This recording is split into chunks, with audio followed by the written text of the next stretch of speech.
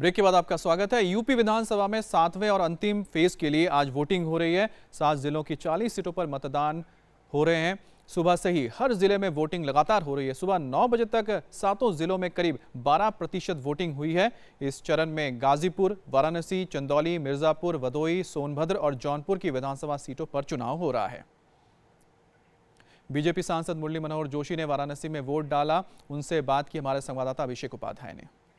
करके गए, अब आपको क्या लग रहा है, कितना असर पड़ा है उनके यहाँ रहने से? देखिए, प्रधानमंत्री के रहने का असर तो पड़ता ही है, और वो 3 दिन यहाँ रहे तो आस पड़ोस के क्षेत्रों में भी इस बात का एक बहुत, मैं समझता हूँ, मनोवैज्ञानिक प्रभाव पड़ा है कि देखो, प्रधानमंत्री अपने संसदीय क्षेत्र की इतनी चिंता कर रहे हैं।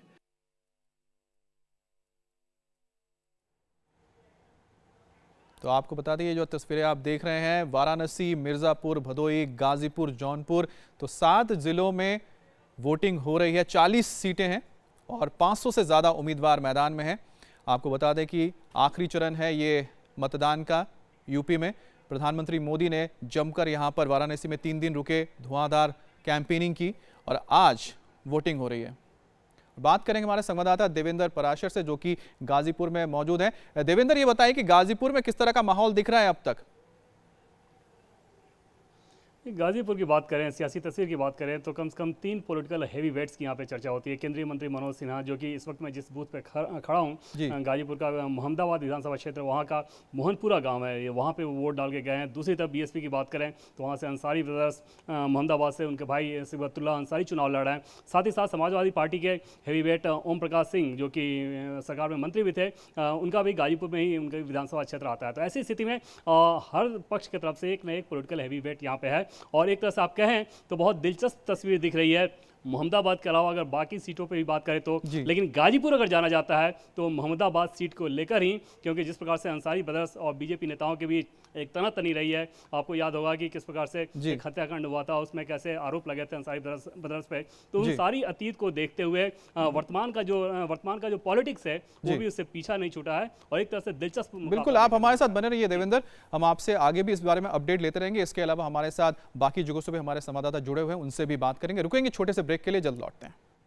यूपी में आखिरी दौर का मतदान जारी है और मिर्जापुर में जो वोटर्स हैं उनमें किस तरह का उत्साह, ये जानने के लिए चलते हैं नीतीश चंद्रा के पास। नीतीश, बताइए। देखिए अमित, यहाँ सुबह से ही वोटरों में काफ़ी उत्साह है। थोड़ी देर पहले ही यहाँ पर केंद्रीय मंत्री अनुप्रिया पटेल आई थी, जो कि मिर्जापुर से अपना दल की सांसद हैं।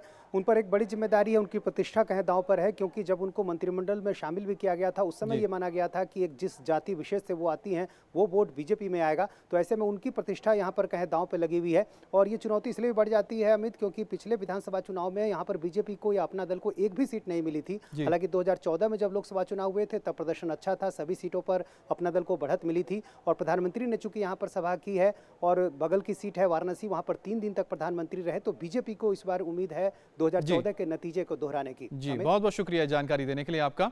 तो वाराणसी से संवाददाता अभिषेक उपाध्याय और जौनपुर से संवाददाता अश्विनी पांडे भी हमारे साथ जुड़े हुए हैं, उनसे हम बात करेंगे इस छोटे से ब्रेक के बाद।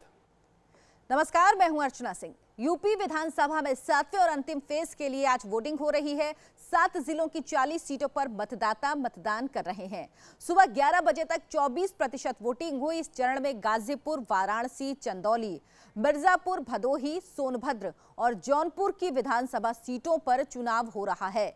वोटिंग में आम से लेकर खास सभी बढ़ चढ़कर हिस्सा ले रहे हैं। गाजीपुर में रेल राज्य मंत्री मनोज सिन्हा ने वोटिंग की, तो मिर्जापुर में केंद्रीय मंत्री अनुप्रिया पटेल ने भी अपना वोट डाला। वहीं जौनपुर में पूर्व सांसद धनंजय सिंह और वाराणसी में अजय राय ने मतदान किया।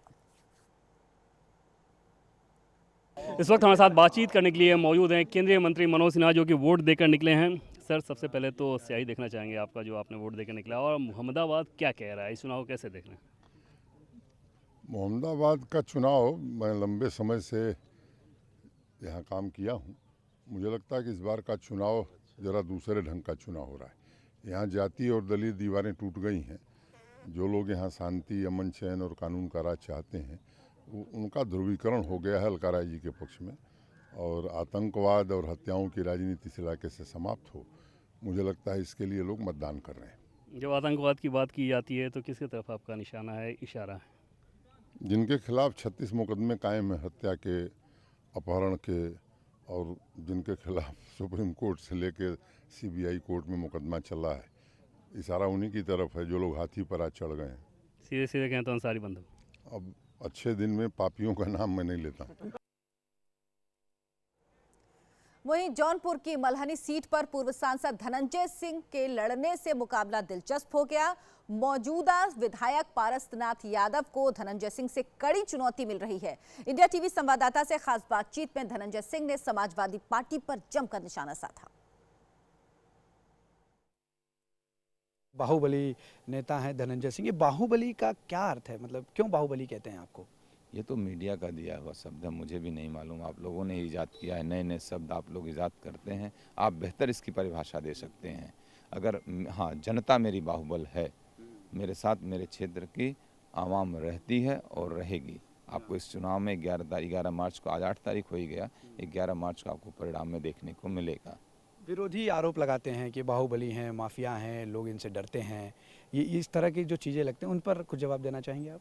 विरोधी देखिए कामचोर लोग हैं, काम करते नहीं क्षेत्रों में जाके, और जनता के साथ इनका व्यवहार खराब होता है। जनता, आप देखा, अगर बाहुबल की वास्तविक परिभाषा आपको नहीं, आप निकल जाइए इस क्षेत्र में, आप आए हैं, वो भी वैन लेके आए हुए हैं, आप जाइए घूमिए और गरीब आदमी से पूछिए कि वो यहाँ पे गुंडागर्दी किसकी है। लोग यही कहेंगे कि समाजवादी पार्टी की गुंडागर्दी है, पारसनाथ और उनके कुनबे की गुंडागर्दी है, धनंजय सिंह उनके प्रोटेक्टर के रूप में है यहाँ पर।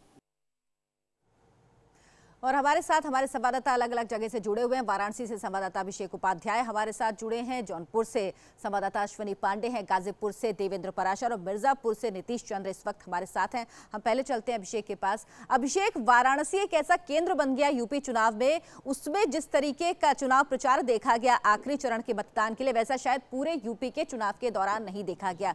इसका मतदाताओं पर कैसा असर पड़ा है और अभी तक वोटिंग कैसी हो रही है? अर्चना, देखिए, वाराणसी इसलिए भी बहुत ज़्यादा महत्वपूर्ण है क्योंकि यहाँ पर बीजेपी के भीतर अंतर विरोध की, आपसी खींचतान की, आपसी लड़ाई की ज़बरदस्त खबरें सामने आई थी। प्रधानमंत्री मोदी का संसदीय क्षेत्र होने के नाते बीजेपी ने एड़ी चोटी का जोर लगा दिया। प्रधानमंत्री खुद 3 दिन बनारस रहे, जो कि अभूतपूर्व था। यहाँ की 5 विधानसभा सीटों को जो बनारस लोकसभा क्षेत्र में आती है, उन्होंने पूरा कवर कर डाला।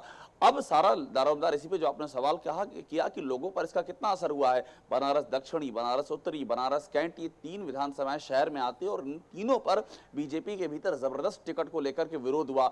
सिटिंग एमएलए का टिकट काटा गया बनारस दक्षिण में 7 बार के, उसको उन्हें खुद पीएम मोदी ने मनाया, उनका हाथ पकड़ कर काशी विश्वनाथ मंदिर ले गए। तो ये सबसे प्रतिष्ठा की लड़ाई बनारस की लड़ाई है। यहां तक कहा जा रहा है अर्चना कि अगर यूपी जीत गया और बनारस हार गए तो भी बात बनेगी नहीं, इसलिए बनारस पर इतना ज्यादा जोर दिया गया है।